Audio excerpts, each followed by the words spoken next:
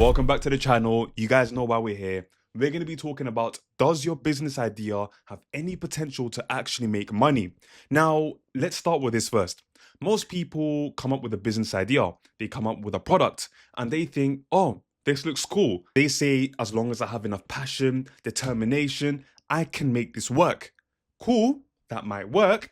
But what you actually need to ask yourself first is, would people actually buy this product? Does this actually target a pain point a lot of people experience? Is my audience all in one place? So one niche, one community, so that it's not too broad?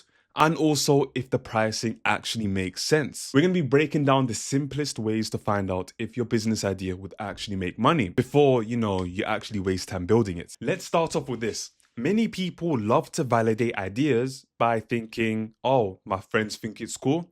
No one's ever done it before, and saying, I'd use this personally. That's cool and all, but that doesn't completely validate your business idea. A business works when there is pain, money, and demand involved. That's when it would actually work. There are 5 rules you need to go by before actually launching your business idea. Now, rule number 1, does your business actually solve people's problems?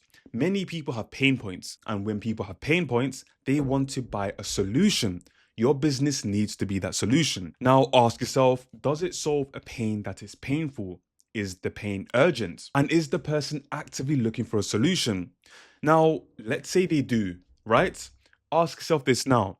How big is that actual pain point? Because that can determine how much you can charge. This can be the difference between low ticket and high ticket.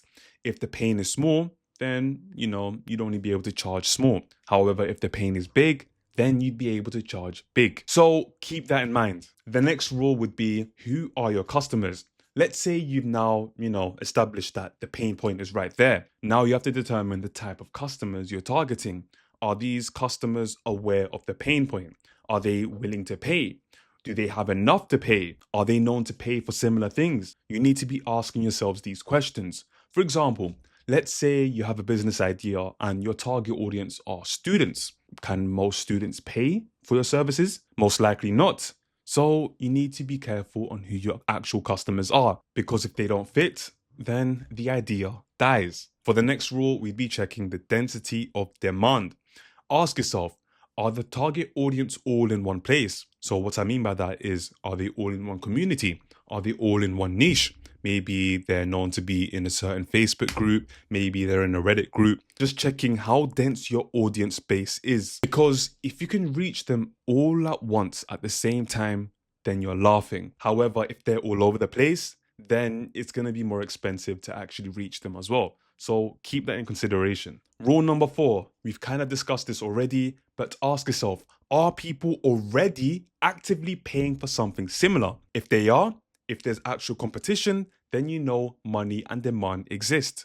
If there's no competition, then there's no demand, therefore no money to be spent. So remember what I said, competition is a sign that money exists. No competitions show that there is no demand or money whatsoever. People misunderstand this all the time. Rule number 5, before you actually build your product, see if you can actually validate it. Now, I know we've been talking about different ways to validate it, but let's run a simple test. Make a website or a landing page, right? Put the description of the product, put how much the pricing could be, and then make it where people can sign up for a wait list. Send it to maybe 20 to 50 people and see if people actually sign up.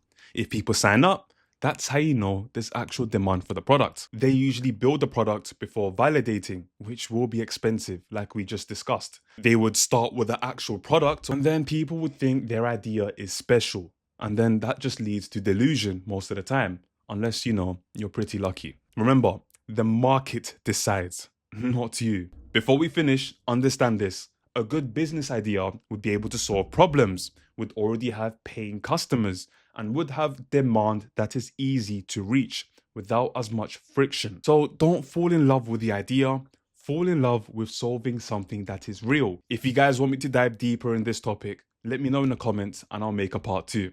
So like, comment, subscribe, and make sure you turn on your notifications. See you guys next time.